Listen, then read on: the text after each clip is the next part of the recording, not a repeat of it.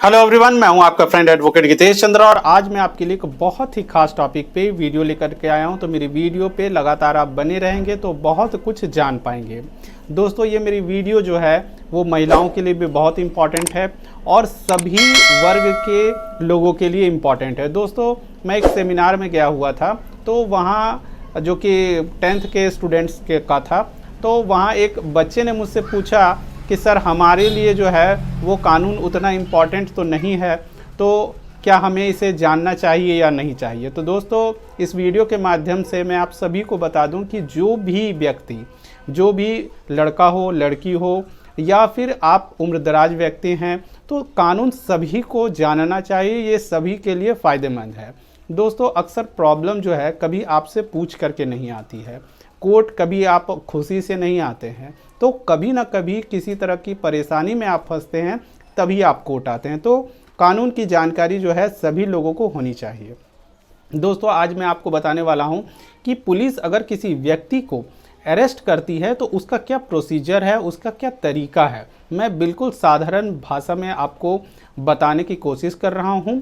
अगर आप समझ जाएं तो मुझे बहुत खुशी होगी। दोस्तों, हमारा जो नया कानून है उसके BNS के सेक्शन 36 में इसे बताया गया हुआ है कि कोई भी पुलिस अधिकारी जो है किसी व्यक्ति को जब वो अरेस्ट करती है, यानी उसे गिरफ्तार करती है, तो क्या करती है। पुलिस के लिए भी कुछ रूल हैं। क्या? तो सबसे पहले पुलिस को जो है अपनी पहचान के साथ में किसी व्यक्ति को अरेस्ट करना होता है। अगर वो पुलिस कहीं जाती है और किसी व्यक्ति को पुलिस ने अरेस्ट किया, तो अरेस्ट करने के बाद पुलिस क्या करती है, एक विटनेस यानी एक साक्षी बनाती है। साक्षी यानी गवाह बनाती है, एक पेपर देती है पुलिस। यानी कि अगर किसी व्यक्ति को पुलिस ने गिरफ्तार किया और उसके घर में कोई व्यक्ति है, तो पुलिस उससे उस पर दस्तखत करवाती है, सिग्नेचर करवाती है।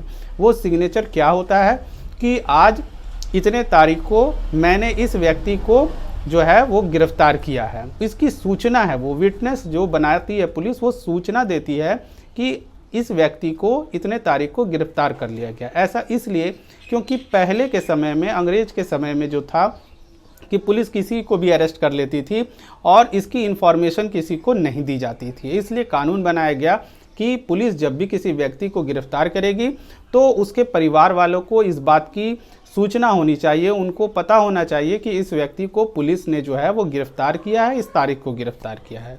अगर जिस व्यक्ति को पुलिस ने गिरफ्तार किया है उसके घर पे कोई नहीं हो, तो पुलिस जो है पड़ोसियों से उस पर दस्तखत करवाती है।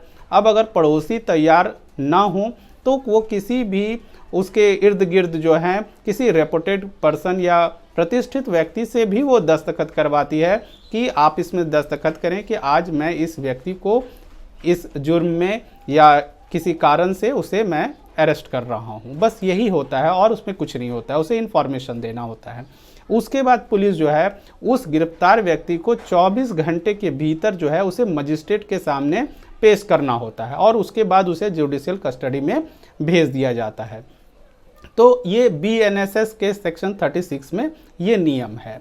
लेकिन दोस्तों, कई बार जो है कई केस में इस तरह की घटना घट जाती है कि पुलिस जो है किसी व्यक्ति को अरेस्ट करती है तो वो वहाँ किसी से दस्तखत नहीं ले पाती है।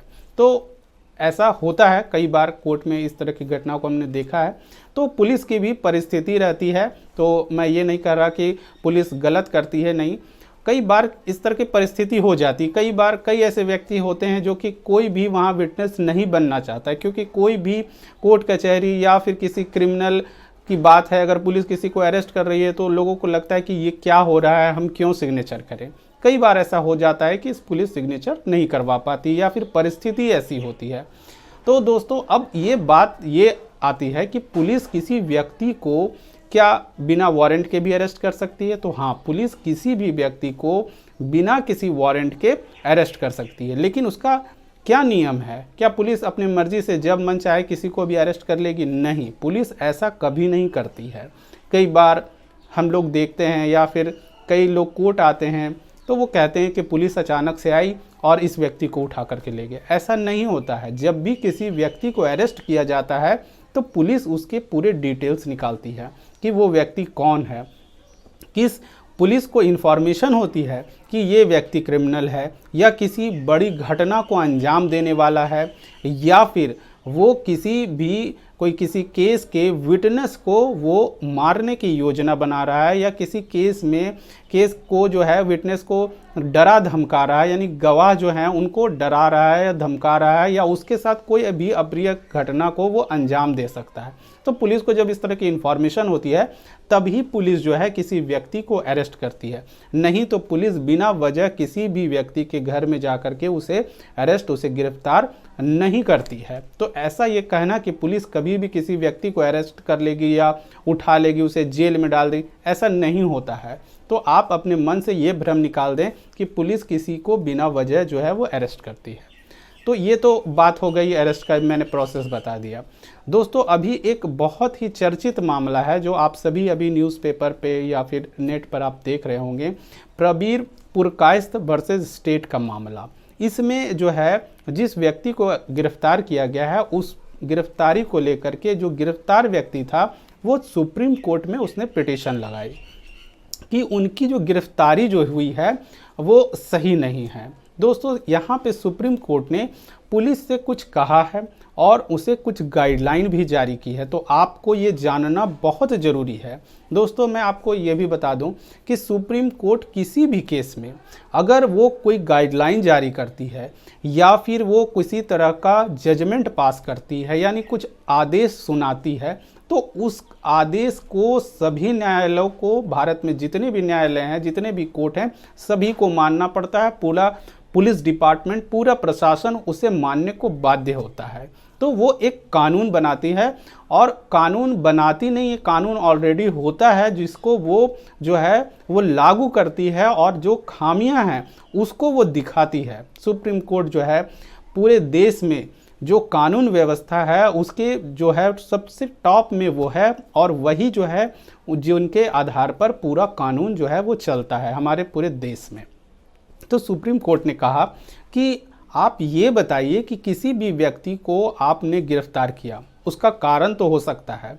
कई बार कई ऐसे केसेस में ऐसा हो जाता है कि किसी व्यक्ति को पुलिस ने किसी कारण से गिरफ्तार कर लिया। कई बार इस तरह की घटनाएं घटती हैं कि किसी परिस्थिति में या फिर पुलिस पे भी दबाव होता है, ऐसा नहीं कि पुलिस पे दबाव नहीं होता है। कई केस में पुलिस पे दबाव बनाया जाता है और पुलिस जो है किसी व्यक्ति को अरेस्ट करती है।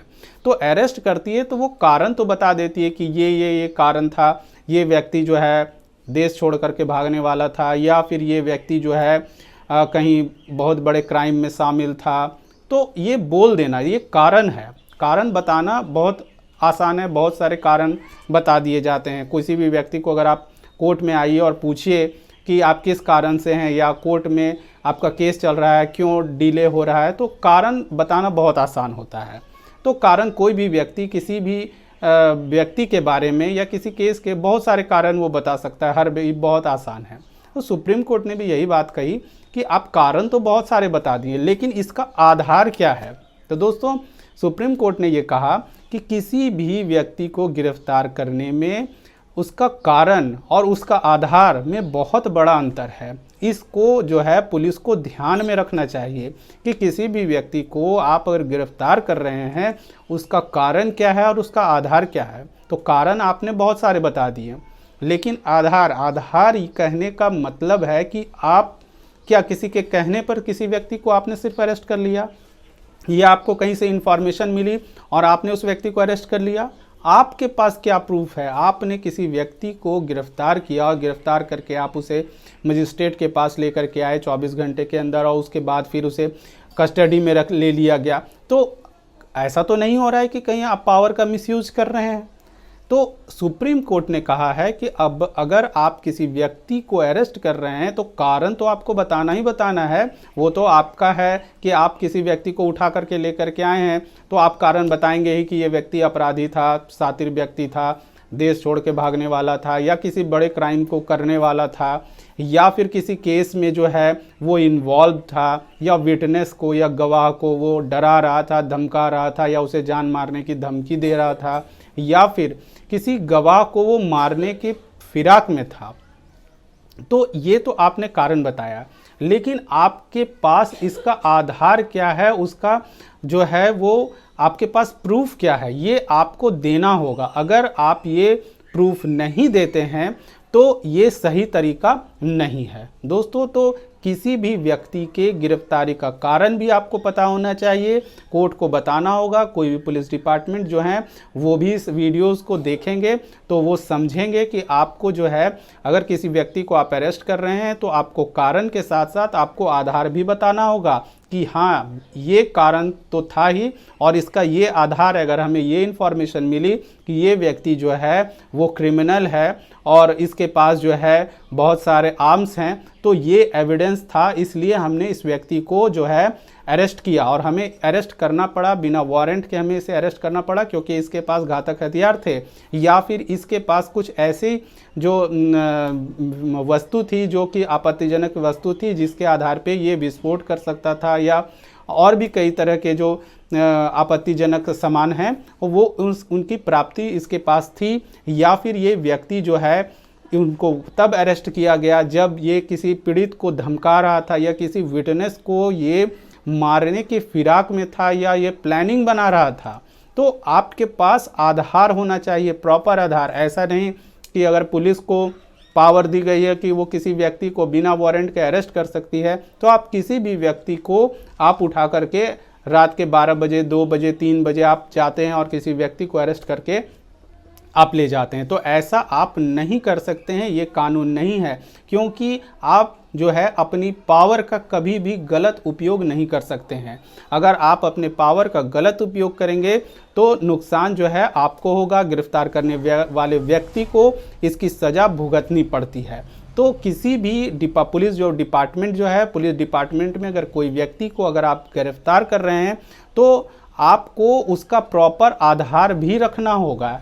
तो आप जो भी व्यक्ति इस वीडियोस को देख रहे हैं उनको भी मैं बता रहा हूँ कि कई सारे केसेस में हमने देखा है कि कोर्ट में लोग अचानक से कई लोगों को गिरफ्तार करके ले आया जाता है, हथकड़ी पहना के उन्हें ले लिया जाता है, लाया जाता है। तो कई बार तो बहुत ऐसे व्यक्ति होते हैं जिनके पास किसी बिना आधार के उन्हें अरेस्ट कर लिया जाता है, सिर्फ और सिर्फ इन्फॉर्मेशन को लेकर के कि इस तरह का इन्फॉर्मेशन था तो इस व्यक्ति को अरेस्ट कर लिया गया। तो सुप्रीम कोर्ट ने सभी कोर्ट को भी, जो भी सुप्रीम कोर्ट के नीचे जितने भी कोर्ट हैं, हाई कोर्ट हों, हर राज्य के हाई कोर्ट हैं, सिविल कोर्ट हैं, तो सभी को ये बात कहा है, ये बात बताई है कि आप सभी इस बात का ध्यान दें कि अगर आपके पास पुलिस किसी व्यक्ति को अरेस्ट करके ला रही है तो उसका कारण क्या है पुलिस के पास और उसका आधार क्या है। अगर बिना आधार के आप किसी व्यक्ति को अरेस्ट कर रहे हैं तो ये तरीका नहीं है। दोस्तों, कोर्ट ये कहती है कि किसी भी व्यक्ति को अगर आप अरेस्ट कर रहे हैं तो अरेस्ट करना ही सिर्फ पुलिस का काम नहीं है। पुलिस का काम ये नहीं है कि आप हर व्यक्ति को पकड़ते चले जाएं, उसे अरेस्ट करें और उसे जेल में डालते चले जाएं। ऐसा सिस्टम नहीं है। हमारे जो कानून है, भारत का जो कानून है, वो कई लोग सोचते हैं कि कानून जो है हमारा बहुत लिबरल है या फिर कानून जो है कड़े नहीं है। कानून बिल्कुल कड़े हैं, लेकिन मैं आपको बता दूं कि भारत का कानून जो है किसी व्यक्ति को सुधार करने की दिशा में है, ना कि उसे सज़ा देने के लिए। भारत का कानून जो है वो एक मेडिसिन की तरह है कि अगर आप बीमार हैं तो बीमार को मेडिसिन देके उसे ठीक करना है। वो मेडिसिन आपको सज़ा दे करके किया जाए या किसी अन्य तरीके से या जुर्माना लगा करके आपको दिया जाए। तो भारतीय कानून जो है वो नागरिकों को सुधारने के पक्ष में है, ना कि उसे सज़ा देने के पक्ष में। तो दोस्तों, ये वीडियो बहुत इम्पॉर्टेंट है और इस वीडियो के माध्यम से मैं ये भी कहना चाहता हूँ कि अगर आपको कोई भी लीगल जानकारी चाहिए तो आप मुझे कमेंट में लिखें, लेकिन आप हिंदी में कमेंट करें। हिंदी में कमेंट मैं इसलिए करने के लिए आपको बोल रहा हूँ क्योंकि आपके जो क्वेश्चन होंगे उससे कई लोग जो हैं, कई बार ऐसा होता है कि लोग को लगता है कि हमें इंग्लिश नहीं आती है तो हम कैसे सवाल पूछेंगे, या हम पूछेंगे तो हमारा बाकी लोग क्या सोचेंगे। तो ऐसा नहीं है, आप हिंदी में सवाल करें और मैं हिंदी में सभी को जवाब दूंगा, ताकि आपके सवाल से कई लोग उस सवालों को देख करके भी जो है वो उन्हें जानकारी होती है। तो आप सभी हिंदी में ही सवाल करें, इसलिए मैं वीडियोस भी हिंदी में ही बनाता हूं ताकि सभी लोग, साधारण से साधारण व्यक्ति जो है बात को समझ सकें, कानून को समझ सकें। तो दोस्तों, अगर मेरी वीडियो आपको पसंद आई हो तो मेरी वीडियो को लाइक, कमेंट और शेयर करें। Thank you. जय हिंद, जय भारत।